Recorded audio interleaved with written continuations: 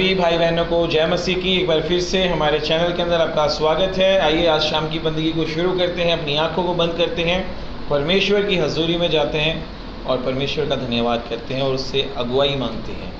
प्रभु जी यीशु राजा, ये शाम के समय एक बार फिर से हम आपके चरणों में आते हैं। हर रोज़ प्रभु दिन प्रतिदिन जैसे दिन बीत रहे प्रभु, हम तेरी भलाइयों को देख रहे हैं, तेरी कृपा को देख रहे हैं प्रभु। इस लॉकडाउन के अंदर भी प्रभु तू हमें संभाल रहा है, हमारी हर एक आवश्यकता को पूरी कर रहा है प्रभु। हम तेरा धन्यवाद करते हैं। सच में तू अति महान परमेश्वर है, तू सर्वशक्तिमान सर्वज्ञानी परमेश्वर है और तेरे जैसा कोई दूसरा नहीं है प्रभु। हम एक बार फिर से अपने आप को आपके सामर्थ्य और पवित्र हाथों में सौंपते हैं। हमें चलाएं, हमारी अगुवाई कीजिए और प्रभु जी एक बार फिर से पिता परमेश्वर हमारे होठों को पवित्र कीजिए ताकि हम तेरी आराधना कर सके, आपकी महिमा कर सके। और यीशु राजा आज के वचनों के द्वारा एक एक को आप आशीष दें और बरकत दें प्रभु। तेरे गहरे भेदों को जानने में हमारी मदद कर, सहायता कर प्रभु। आप ऐसा कर रहे हैं, हम आपका धन्यवाद करते हैं। यीशु राजा आपके नाम से ये प्रार्थना मांगते हैं, सुनिए और ग्रहण करें। आमीन।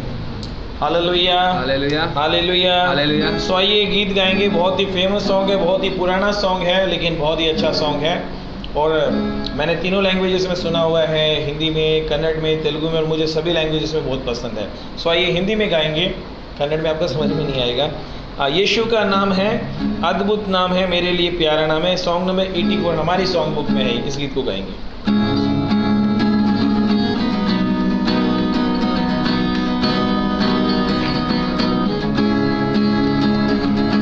यीशु का नाम है, अद्भुत नाम है, मेरे लिए प्यारा नाम है।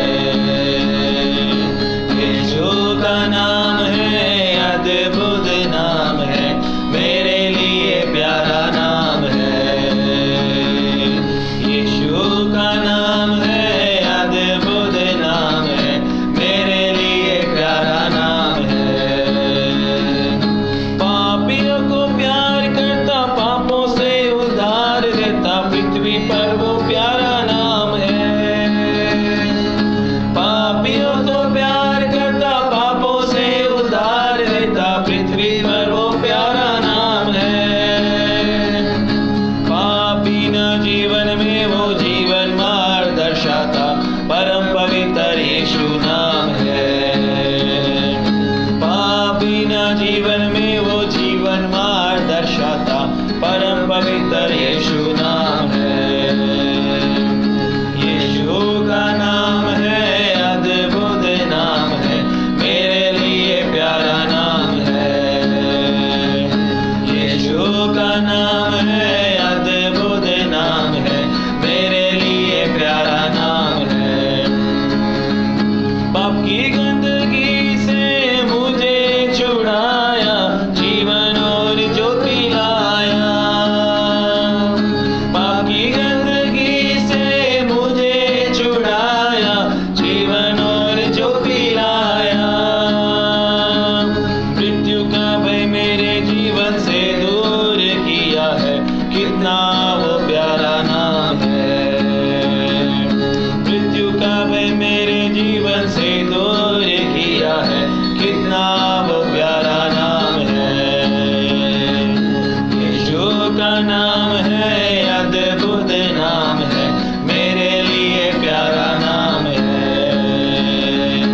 यीशु का नाम है, अद्भुत नाम है, मेरे लिए प्यारा नाम है। सब प्रकार के लोगों से, हरे दुष्शक्ति से, सबको छुड़ाने वाला नाम। सब प्रकार के लोगों से, हरे दुष्शक्ति से, सबको छुड़ाने वाला नाम। पापियों का उद्धार करता, दुखियों का शांति का, पृथ्वी पर वो एक ही नाम है। पापियों का उद्धार करता, दुखियों का शांति का, दुखियों का सही नाम है। यीशु का नाम है, अद्भुत नाम है, मेरे लिए प्यारा नाम है। यीशु का नाम है, अद्भुत नाम है, मेरे लिए प्यारा नाम है। धरती पर वो जल्दी धर्म और न्याय के साथ राज करने आने वाला नाम।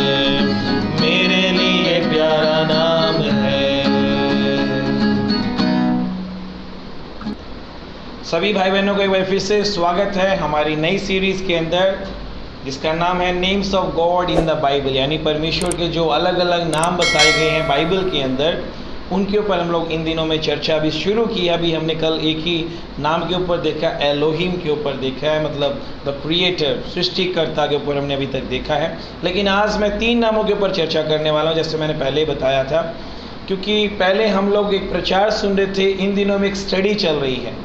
अब स्टडी का समय, हमें कुछ नाम, जैसे मैंने पहले बताया था, बाइबल के अंदर से हमें बहुत सारे नाम पता होगा, लेकिन कहाँ है, क्यों बोले गए, ये शायद नहीं मालूम, और कुछ हिब्रू नेम ऐसे जो आपने सुने नहीं होंगे। सो ये वीक में हम लोग ये सारे कवर करने वाले हैं। सो प्रभु इस टीचिंग्स में भी आपको ब्लेस करे, आशीष दे, ताकि ये जो नाम दिए गए ये बहुत पावरफुल हैं और आप अपनी प्रार्थनाओं के अंदर इन नामों का इस्तेमाल करके अपनी प्रार्थना को और पावरफुल कर सको, क्योंकि जहाँ परमेश्वर का नाम आ गया ऑटोमेटिकली वो प्रार्थना और ज़्यादा पावरफुल हो जाएगी। हालेलुया। सो आज हम 3 नामों के ऊपर चर्चा करने वाले हैं। मैंने कल ये भी बताया था कि अब हमारी वीडियोस जो पहले 30-35 मिनट क्रॉस करती थी, अब ये थोड़ा शॉर्ट कर रहे हैं हम लोग, ताकि हम लोग थोड़े टाइम के अंदर सब कुछ आपको बता सके, क्योंकि ये टीचिंग है, प्रचार नहीं है। सो आज मैं 3 नामों के ऊपर चर्चा करने वाला हूँ। पहला नाम बहुत one of the very famous name, हम लोग काफ़ी बारी गीतों के अंदर भी इसको इस्तेमाल किया हम लोगों ने। ये नाम यहोवा ईरे, इंग्लिश में यहोवा जायरे जैसे बोलते हैं, हिंदी में यहोवा ईरे, ये नाम सब लोगों ने सुना हुआ है, काफ़ी बारी हमने गीत में बोला, और इसका मतलब भी हम अच्छी तरह से जानते हैं क्या है। परमेश्वर उपाय करेगा, परमेश्वर उपाय करेगा। और जितने परमेश्वर के नाम जो बाइबल के अंदर, उसमें से ये नाम भी बहुत अपने आप में फेमस है। सो ये नाम क्यों आया, ये नाम क्यों आया, कहाँ से आया, इसको समझने के लिए हमें स्टोरी के अंदर जाना पड़ेगा, बैक टू द स्टोरी जाना पड़ेगा और समझना पड़ेगा। जैसे कल मैंने एलोहिम के बारे में बताया, उत्पत्ति 1 अध्याय 1 वचन, वैसे ही यहोवा ईरे को समझने के लिए, क्यों यहोवा ईरे है, ये समझने के लिए हमें स्टोरी के अंदर जाना पड़ेगा। हमें पता होना चाहिए क्या बात थी जिसकी वजह से ये नाम आया, क्या घटना घटी थी, सब पता होना चाहिए। सो आइए मेरे साथ जुड़ जाइए इस सफ़र के अंदर। श्रृंखला हमारी चल ही रही है, तो आइए मेरे इस सफ़र के अंदर जुड़िए और इस सफ़र को और इंटरेस्टिंग बनाते हैं। ये जानने के लिए हम यहोवा ईरे जब प्रार्थना में बोलते हैं तो कहाँ से ये शब्द आया है, जिसमें हम बोलते हैं परमेश्वर खुद उपाय करेगा हमारी चीज़ों का। सो ये अगर हम जाएंगे पीछे उत्पत्ति गीता 22 अध्याय के अंदर, जहाँ पर अब्राहम, हम जानते हैं प्रभु के प्रति कितना विश्वास योग्य है, विश्वास के अंदर मजबूत है वो।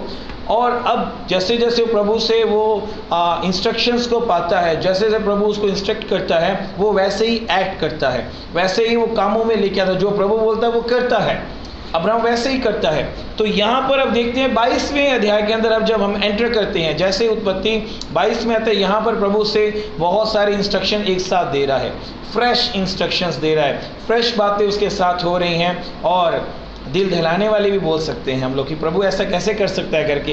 एक तो दिया इतनी बुजुर्गी में, और फिर प्रभु ऐसे कैसे कर सकता है। तो चलिए इस जर्नी में चलते हैं, हम जानते हैं यहोवा ईरे के बारे में। 22वें अध्याय के अंदर जब हम आते हैं, उसके दूसरे वचन को पढ़ते हैं, वहाँ पर प्रभु ने एक आज्ञा दी, जो मैं बता रहा हूँ, बहुत सारी आज्ञाओं में ये आज्ञा थी। परमेश्वर ने, यानी उसने कहा, अपने पुत्र को, अर्थात अपने इकलौते पुत्र इसहाक को, जिससे तू प्रेम रखता है, संग लेकर मोरियो देश में चला जा, और वहाँ उसको एक पहाड़ के ऊपर, जो मैं तुझे बताऊंगा, होम बलि करके चढ़ा। होम बलि करके चढ़ा, कुर्बानी मतलब होम बलि करके। परमेश्वर क्या बोल रहा है, इसको चढ़ाना करके। और ईरे का मतलब मुहैया करवाने वाला, इंग्लिश में यहोवा राय मतलब गॉड हु प्रोवाइड्स करके, मुहैया करवाने वाला। लेकिन इब्रानी भाषा में इसका एक और मतलब भी है, जो अब्राहम ने इसी पैसेज के अंदर बोला है, परमेश्वर देख लेगा, परमेश्वर खुद देख लेगा। ये इब्रानी भाषा में भी इसकी एक और ट्रांसलेशन ये कहती है। लेकिन देखते हैं, एक ऐसे समय में परमेश्वर ने उसको बोला, जब उसके विश्वास की परख फिर से हो रही है दूसरी बारी। हम देख रहे हैं काफ़ी बार इसकी परख हुई, लेकिन एक बारी और परख हो रही है इसकी, जहाँ पर जिसको ये बहुत ज़्यादा प्यार करता है, अपने इकलौते बेटे को, जिसको वो बेहद प्यार करता है, परमेश्वर इसके विश्वास को टेस्ट कर रहा है। और हम लोग देखते हैं, जब इस अध्याय को हम लोग पढ़ते हैं ध्यान से, अब्राहम अपने विश्वास में वेवर नहीं किया, उसको परमेश्वर के सम्मुख रखे उसने वो काम किया जो परमेश्वर ने उसे बोला। मैं कई बार सोचता हूँ इस चीज़ों के लिए कि उसने क्यों ये काम करने के लिए आ गए, कोई बहस नहीं की, कोई वाद विवाद नहीं किया, कुछ भी नहीं किया, और अब्राहम तैयार हो गया। अब्राहम तैयार हो गया प्रभु की आज्ञा मानने के लिए। मैं ये मानता हूँ वो इतना प्रभु के साथ चलते हुए इसको इतना समय हो गया कि वो इतना विश्वास करता है कि जिन देवी देवताओं की पूजा वो पहले करता था या फिर जिस सराउंडिंग में वो रह के वो लोग पूजा करते हैं, यहोवा परमेश्वर उनसे अलग है। यहोवा परमेश्वर ऐसा परमेश्वर है जो कुछ भी कर सकता है। उसको ये शायद विश्वास था कि अगर मेरा बेटा मर भी गया तो प्रभु से क्या करेगा, जिंदा कर देगा। और अब्राहम तैयार हो गया। और हम इस पैसेज को जब बड़े ध्यान से पढ़ते हैं, हम लोग आगे जब जाते हैं तो हम देखते हैं उसने परमिशन नहीं ली। अक्सर हम जब प्रभु में कोई काम, कोई आज्ञा में देता है, हम देखते हैं हमारे जीवन में अगर प्रभु हमें भी हमसे कोई काम बोलता है, पहले हम बोलेंगे मम्मी डैडी से अगर पूछते हैं, फिर रिश्तेदारों से पूछते हैं, फिर भाई बहनों से पूछते हैं, हम सबसे पूछना चाहते हैं, उनकी राय जानना चाहते हैं। और उन रायों के अंदर हमारा जो एक फैसला होता है वो कहीं गुम हो जाता है। हमारा प्रभु के प्रति जो फैसला होता है वो क्या रहता है, गुम हो जाता है। यहाँ पर देखते हैं अब्राहम ने ऐसा नहीं किया। प्रभु ने जैसे उसको बोला उसने तुरंत वो काम करना स्टार्ट किया। लिखा है सुबह उठते ही उसने अपने डोकरों को लिया, अपने बेटे को लिया, लकड़ी को लिया, गधों पे लादा और वो चल पड़ा। रास्ते में जाकर हम देखते हैं यहाँ पर उसके विश्वास कैसा था। दो चीज़ें देखेंगे। पहले उसको विश्वास था कि मैं अपने बेटे को मरा हुआ नहीं, जिंदा वापस लेके आऊँगा। और जब बेटे ने पूछा तो उसका क्या रिप्लाई था, ये दो चीज़ें देखेंगे हम लोग वहाँ पर। पहले जब उसने नौकरों का जवाब दिया। तीसरे दिन अब्राहम ने आँख उठाकर उस स्थान को दूर से देखा और उसने अपने सेवकों से कहा, गधे के पास यहीं ठहरे रहो, ये लड़का और मैं वहाँ तक जाकर और दंडवात करके फिर तुम्हारे पास लौट आएंगे। उसने ये नहीं बोला लौट आऊँगा, उसने बोला लौट आएंगे, यानी प्लूरल बात कर रहा है वो। यानी उसको विश्वास था कि हम जैसे जा रहे हैं वैसे हम दोनों वापस लौट आएंगे। यानी ये था उसका विश्वास, दृढ़ विश्वास परमेश्वर के ऊपर। दूसरी बात जो उसने अपने बेटे को बोला, ये भी देख लेते हैं।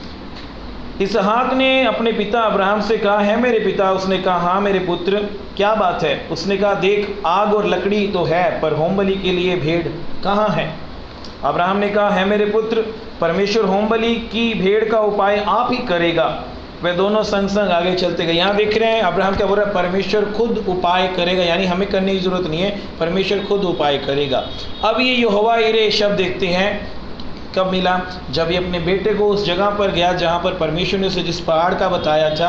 यहाँ पर स्पेसिफिकली वो पहाड़ नहीं बताया, बस ये बताया मोरियों की जगह पर कोई पहाड़ परमेश्वर उसे दिखाएगा। जब वो वहाँ गया, अपने बेटे को बांध रहा है, कुर्बानी करने के लिए तैयार है। और मीनवाइल हम देखते हैं वहाँ पर एक घटना घट रही है, जब एक दूत ने आके उसे रोक दिया और बोला, लड़के को हाथ मत लगाना। अब मैं जान गया हूँ कि तू मेरा डर मानता है और तू मेरी बातों को मानता है। पढ़ लेते हैं 12वें वचन को।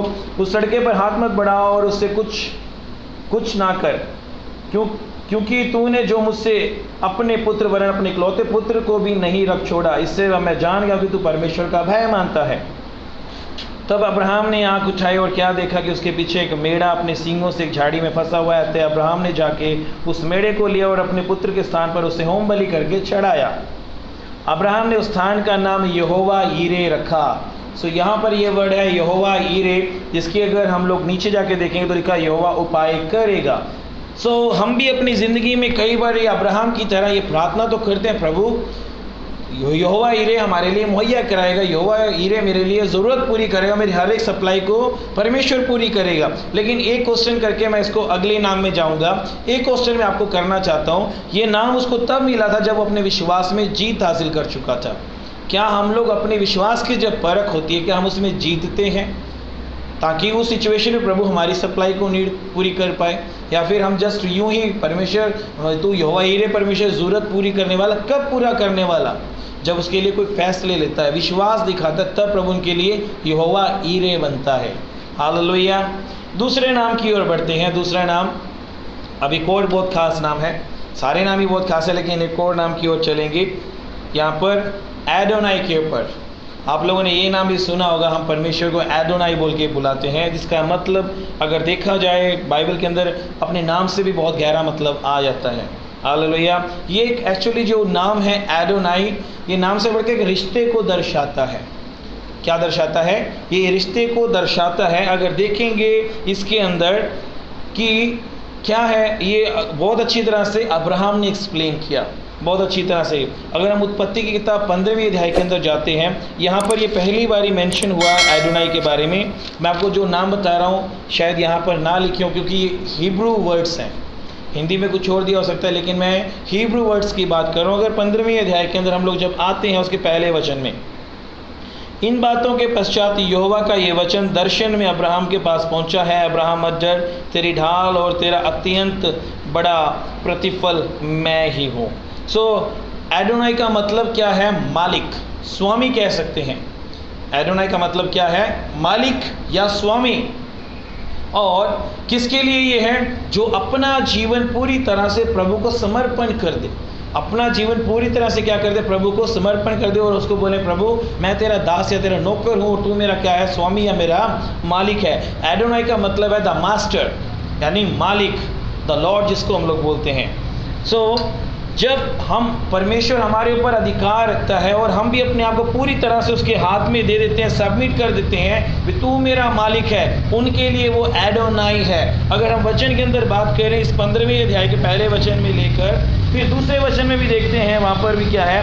अब्राहम ने कहा है प्रभु यहोवा मैं तो निर्वंश हूँ और मेरे घर का वारिस ये दमिश्कवासी एलियाजर होगा।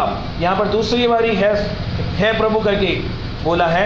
और एक और जगह देखेंगे तो तीसरे, चौथे, पांचवें, छठवें सारे वचनों के अंदर आपको ये शब्द बार बार मिल जाएगा। ये शब्द आपको बार बार यहाँ पर मिल जाएगा। ये शब्द क्यों इस्तेमाल किया अब्राहम ने? एडोनाई शब्द का क्यों इस्तेमाल किया? क्योंकि अगर हम लोग 14th चैप्टर के अंदर जाते, जहाँ पर परमेश्वर ने उसके लिए एल एलियान बनकर, जो अगला वर्ड हम देखने जा रहे हैं, एल एलियान बनकर उसको जयवंत किया था, विजय दी थी, वो अनुभव करके उसने यहाँ पर एडोनाई बोला। एडोनाई मतलब तू मेरा मालिक, यानी तू मेरा स्वामी, तू मेरा मास्टर है और मैं अपने आप को तेरे हाथों में सबमिट कर रहा हूँ, पूरी तरह से सरेंडर कर रहा हूँ करके। हालेलुया। सो अब क्या इसने जब ये बातें की 15वीं अध्याय को अगर आप पढ़ोगे ध्यान से, पहला वचन, दूसरा, तीसरा, चौथा, पांचवा, उसमें वो क्या बोल रहा है? प्रभु तू मेरे ऊपर स्वामी है, मेरे ऊपर क्या है? स्वामी है। और अब्राहम अच्छी तरह से जान गया था कि एक मालिक का उसके दास के साथ क्या रिश्ता है, एक दास का स्वामी के साथ कैसा रिश्ता होता है, वो अच्छी तरह से जान गया। अगर मैं अपने आप को प्रभु के हाथों में सरेंडर कर दूंगा, यानी मालिक के, स्वामी के अंडर चला जाऊंगा, सरेंडर कर दूंगा, तो स्वामी का कर्तव्य बन जाता कि वो मुझे प्रोटेक्ट करे और वो मुझे प्रोवाइड करे, यानी वो मेरी रक्षा भी करे और वो मेरी ज़रूरत भी पूरा करे। और ये बात और भी अच्छी तरह से समझ गया था अब्राहम कि जब मैं एडोनाई बोल रहा हूँ, एडोनाई यानी मास्टर, उसका मतलब ये है कि जो मुझे वो आज्ञाएं देगा, यानी डायरेक्शंस देगा, मुझे उस डायरेक्शंस में जाना है। यानी अगर वो मेरा स्वामी है, जो मुझे वो बोलेगा मुझे वो करना पड़ेगा, जिस दिशा में बोलेगा, जो बोलेगा मुझे वो करना पड़ेगा। इसलिए उसने अपने आप को सरेंडर कर दिया। और अगर हमको ये अच्छी तरह से समझना है, देखो नौकर भी दो तरह के होते हैं। एक होता है जिनके साथ गहरा रिश्ता बन जाता है, एक होता है जिनको हायर करते हैं कुछ समय के लिए। ये बात अगर आपको अच्छी तरह से समझनी है तो आपको व्यवस्था विवरण के 15वीं अध्याय में जाना पड़ेगा, जहाँ पर इसकी एक्सप्लेनेशन दी हुई है दोनों नौकरों के बारे में, दोनों तरह के नौकरों के बारे में एक्सप्लेनेशन, व्यवस्था विवरण उसके 15वीं अध्याय 12 से 18 के अंदर बताई हुई है। तो यहाँ पर जिस नौकर या दास की बात की जा रही है वो है जो कुछ समय के लिए हायर नहीं किया गया, जिसकी अटैचमेंट है अपनी मालिक के साथ, क्या है? एक अटैचमेंट है करके उसकी बात यहाँ पे गई है। एडोनाई क्या बोलता है? हम उसको अधिकार दे रहे हैं कि हमारे ऊपर वो शासन करे, हमारे ऊपर वो क्या करे? अधिकार रखे, हमारे ऊपर वो हमें चलाने वाला बन जाए, हमारा मालिक। हालेलुया। अगर हम नए नियम के अंदर भी देखें मेरे भाइयों बहनों, बॉन्ड, ये जो हमारा एक रिश्ता है बहुत गहरा बताया गया है। मैं कुछ वचन भी आपको बताना चाहता हूँ। अगर बाइबल के अंदर से देखेंगे जहाँ पर ये कुछ बताया होगा, जब हम एडोनाई बोलते हैं तो हम क्या बोलते हैं? मैं मानता हूँ यहोशू के समय यहोशू ने क्या बोला? आज तुम लोग फैसला कर लो तुम किसके पीछे चलोगे, उन देवताओं, देवी देवताओं के पीछे जिनके पूर्वज तुम्हारे मानते थे। लेकिन अपने घराने के क्या बोलता है? मैं और मेरा घराना यहोवा की सेवा करे, यानी वो मान रहा है मेरा स्वामी सिर्फ परमेश्वर है, वो मेरा एडोनाई है करके। क्या आप परमेश्वर को अपना एडोनाई मानते हो? या फिर एक वचन आएगा आगे, जरा सुन लीजिएगा उसको भी। पहले मैं बाइबल में से कुछ जगह पे क्लियर कर दूं। पहले हम मलाकी की पुस्तक के अंदर देखते हैं, वहाँ पर बहुत अच्छी तरह से एक्सप्लेन किया हुआ है। वैसे वचन बहुत सारे हैं लेकिन मैं शॉर्टकट में बहुत कम आपको वचन बता रहा हूँ। पहले मलाकी की पुस्तक में चलते हैं। अगर उसके मलाकी के अंदर पहले अध्याय के अंदर जाते हैं, 6वें वचन के अंदर परमेश्वर एक बात बोलता है, इस रिश्ते को बयां करता है। क्या बोलता है? पुत्र पिता का, पुत्र पिता का और दास स्वामी का आदर करता है। वो एडोनाई अपने आप को यहाँ प्रकट कर रहा है। पुत्र पिता का और दास स्वामी का आदर करता है। यदि मैं पिता हूँ तो मेरा आदर कहाँ, और यदि मैं स्वामी हूँ तो मेरा भय मानना कहाँ करके सेनाओं का यहोवा तुमसे यूँ कहता है। हालेलुया।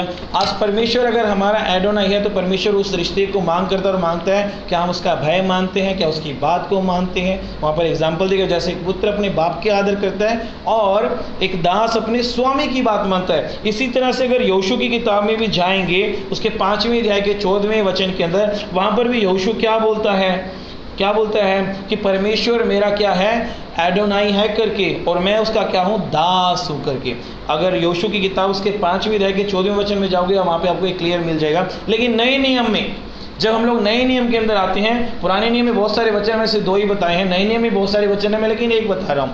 एक जगह पर यीशु मसीह ने लूका की किताब उसके 6वें अध्याय के 46वें वचन में, लूका की किताब 6वें अध्याय के 46वें वचन में क्या बोला यीशु मसीह ने, तुम मुझे प्रभु प्रभु क्यों बोलते हो, है ना, तुम मुझे प्रभु प्रभु क्यों बोलते हो, जब तुम वो करते ही नहीं जो मैं तुमको बोलता हूँ, मेरी आज्ञाओं को तुम मानते ही नहीं हो, फिर तुम मुझे प्रभु प्रभु क्यों बोलते हो।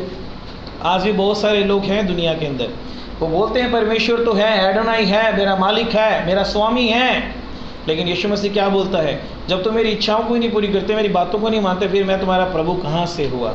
हम लोग ऐसा तो नहीं करते, अपने आप से सवाल करना है ना, हम अपने आप से सवाल करेंगे कि मैं यीशु मसीह को ऐसे तो ट्रीट नहीं करता भी, अपने लफ्ज़ों के अपने मुंह के द्वारा तो मैं उसको प्रभु मानता हूँ, लेकिन जब मेरे चाल चलन के अंदर, मेरे व्यवहार के अंदर, जिस तरह मैं चलता हूँ, इस दुनिया के अंदर रहता हूँ, हरकतों के अंदर, वो नज़र नहीं आता कि सच में वो मेरा प्रभु है। यीशु मसीह ने क्या लिखा हुआ है, वचन के अंदर लिखा हुआ है, आखिरी तक यानी मौत तक, क्रूस तक आज्ञाकारी रहा परमेश्वर के प्रति। वो हमसे भी यही उम्मीद करता है कि हम लोग आखिरी तक क्या करें, विश्वास योग्य रहें। अब आखिरी नाम के ऊपर मैं बात कर रहा हूँ, तीसरे नाम के ऊपर कल नए नाम और लेके आऊँगा, आज 3 ही नाम मैं आपको एक्सप्लेन करने वाला हूँ। तीसरा जो नाम है वो है एल एलियोन के ऊपर। एलियोन का मतलब क्या है, अगर सिर्फ एलियोन को लेते हैं, सिर्फ एल को भी ऐड नहीं करते हैं, सिर्फ एलियोन को देखें, इसका मतलब ये है ऊपर या ऊपर जाना, इसको हम कह सकते हैं। और इसको क्या बोल सकते हैं, बिल्कुल जो ऊंचाई पर है। अगर हिब्रू भाषा में इसका मतलब देखें तो इसका मतलब जो बिल्कुल ऊंचाई पर है। हिंदी में देखें तो सर्वशक्तिमान हम बोल सकते हैं, जो बिल्कुल ऊपर पर विराजमान है। अगर इन दोनों नामों को हम जोड़ देते हैं, एल एलियोन बोल देते हैं, इसका मतलब क्या बन जाता है, जो बिल्कुल सर्वपरि है या सर्वशक्तिमान है, जिसके साथ सर्व जुड़ रहा है। Hallelujah, hallelujah. ये बात अगर हमको समझनी है एल एलियोन के बारे में, हम भजन संहिता उसके 57 के दूसरे वचन में देख देते हैं, जहाँ पर इसके बारे में लिखा हुआ है। और पुराने नियम के अंदर 12 बार इस चीज़ का जिक्र आता है, एल एलियोन के बारे में 12 बार इसका जिक्र पुराने नियम के अंदर आता है। और सिर्फ अगर देखा जाए 4 बारी तो पुराने नियम के उत्पत्ति के 14वें अध्याय के अंदर ही 4 बारी मेंशन है। देख लेते हैं, वो मैं पढ़ देता हूँ। अगर उत्पत्ति की किताब हम 14वें अध्याय के अंदर आ जाते हैं, जहाँ पर मैंने अभी आपको बताया था अब्राहम क्या कर रहा है, लड़ाई लड़के आ रहा है, जीत हासिल करके आ रहा है, जहाँ पर वो परमेश्वर को क्या बोल रहा है, परम प्रधान बोल रहा है। क्या बोल रहा है, परम प्रधान। मलकीसेदेक के जब साथ उसकी जब बातचीत हो रही है, वो परमेश्वर को किस तरह से बता रहा है, जरा सुन लीजिए। परम प्रधान जो बिल्कुल ऊंचाई पर है। 18वें वचन से पढ़ूंगा, जरा गौर से सुन लीजिएगा, पहले 18 फिर 20-22 के अंदर। तब शालोम के राजा मलकीसेदेक जो परम प्रधान ईश्वर, ये परम प्रधान ईश्वर को ही एल एलियोन कहा गया है। बट बस इतना है, वो हिब्रू वर्ड है और ये हिंदी में है। परम प्रधान ईश्वर का याजक था, यानी एल एलियोन का जो याजक था, रोटी और दाख मधु ले आया और उसने अब्राहम को यह आशीर्वाद दिया। क्या बोला उसने, परम प्रधान ईश्वर, दूसरी बारी, ईश्वर की ओर से जो आकाश और पृथ्वी का अधिकारी है, तू धन्य हो। 2 बारी बोलिए, तीसरी बार सुनिए। और धन्य परम प्रधान ईश्वर, ये तीसरी बारी बोला गया है। और धन्य परम प्रधान ईश्वर जिसने तेरे द्रोहियों को तेरे वश में कर दिया। तब अब्राहम ने उसको सब वस्तुओं का दशमांश दिया। अब यहाँ लिखा हुआ है, जब उसको ब्लेसिंग दी गई तो उसने अपना दशमांश निकाल के दिया अब्राहम ने। तो आगे क्या हुआ, तो अब सदोम के राजा ने अब्राहम से कहा, प्राणियों को तो मुझे दे और धन अपने पास रख। और अब्राहम ने सदोम के राजा से कहा, परम प्रधान ईश्वर यहोवा, चौथी बारी बोला जा रहा है, परम प्रधान ईश्वर यहोवा जो आकाश और पृथ्वी का अधिकारी है। एल एलियन जो अधिकारी है उसकी मैं ये शपथ खाता हूँ। ये मतलब ये बताना चाहता हूँ, इस पैसेज के अंदर ही एल एलियन को 4 बारी बताया गया है। ओल्ड टेस्टमेंट के अंदर कम से कम 12 बारी बताया गया है। हालेलुया। अगर दानियल की पुस्तक में जाएंगे वहाँ पर भी एक बार मिल जाएगा। पिछले दिनों में जब मैंने क्लोज किया था सीरीज़ को हीरोज ऑफ फेथ के अंदर, मैंने सदरक मेशक अबेदनगो के बारे में जिक्र किया था। सदरक मेशक अबेदनगो का जब मैंने जिक्र किया था, आपने वहाँ पर देखा होगा जब वो लोग आग से बच गए थे, जब वो लोग आग से बच गए तो नबूकदनेस्सर राजा ने आकर उनको क्या कहा हम अच्छी तरह से जानते हैं। वहाँ पर भी वो आके इसी शब्द का एल एलियन का जिक्र कर रहा है। मैं पढ़ देता हूँ, ज़रा गौर से सुन लीजिएगा। अगर हम लोग दानियल की पुस्तक उसके 3रे अध्याय के अंदर जाते हैं तो वहाँ पर उसके 26वें वचन को पढ़ूंगा, ज़रा गौर से सुनिएगा। फिर नबूकदनेस्सर उस धधकते हुए भट्ठे के द्वार के पास जाकर कहने लगा, है सदरक मेशक और अबेदनगो, है परम प्रधान परमेश्वर के दासों, है परम प्रधान परमेश्वर के दासों। हिंदी में परम प्रधान, मोस्ट हाई जिसको बोलेंगे, हाईली एक्सॉल्टेड जिसको बोलेंगे, जो परम प्रधान है वो क्या बोल रहा है? परम प्रधान के दासों निकल कर यहाँ आओ। ये वर्ड यहाँ पर भी यूज़ किया गया है। सो एल एलियन का मतलब है जो परम प्रधान परमेश्वर है। हम अपनी लाइफ में भी इन तीनों वर्ड्स को जो हम एक्नॉलेज करते हैं, यानी इसकी घोषणा जब करते हैं, इसके मतलब को भी समझें और सोच समझकर इस्तेमाल करें, क्योंकि अगर जब हम बोलते हैं वो हमारी हरकत में भी होना चाहिए, वो हमारे कामों में भी नज़र आना चाहिए। विश्वास वो नहीं जो दिखता है, विश्वास है जो हम कामों में दिखाते हैं। अगर हम बोलते हैं यहोवा हीरे करके मेरे लिए मुहैया कराएगा, पहले अपने फेथ के अंदर आपको टेस्ट के अंदर पास करना पड़ेगा। अगर आप बोलते परमेश्वर एडोनाई है, उसको सच में अपना मालिक मानना होगा, अपना स्वामी मानना होगा, अपना जीवन पूरी तरह से सरेंडर करना होगा, उसकी डायरेक्शंस में चलना पड़ेगा, जैसे वो बोलेगा वैसे मानना पड़ेगा आपको। और जब आप एल एलियन बोलते, परम प्रधान बोलते हो, तो उसको उसका काम करने भी आपको देना होगा, उसके ऊपर वैसा विश्वास भी करना होगा। सो प्रभु आप सब लोगों को ब्लेस करे, आशीष दे, बरकत दे। सीखते रहिए, बढ़ते रहिए, लॉकडाउन का अच्छी तरह से फ़ायदा उठाइए, बाइबल को अच्छी तरह से गहराई से समझिए, इन मतलब जितने भी मतलब बताए जाए इनको लिख लीजिए, ताकि कभी आपको भी कोई पूछ ले इसका मतलब क्या है। जैसे एलोहिम गीत गाते हैं, एलोहिम कोई अगर आपसे पूछ ले तो अगर आपको नहीं मालूम तो पता चल जाएगा अभी एलोहिम का मतलब है द क्रिएटर, सृष्टिकर्ता। वैसे ही इन सप्ताह में जितने भी हम नाम लेने वाले हैं उन सब का मतलब पता होना चाहिए, और प्रार्थनाओं में भी इसका इस्तेमाल लेके आएँ और अपने जीवन के कामों के अंदर भी इस्तेमाल लेके आएँ। सो प्रभु आप सबको ब्लेस करे, आशीष दे। सभी को जय मसीह की। धन्यवाद।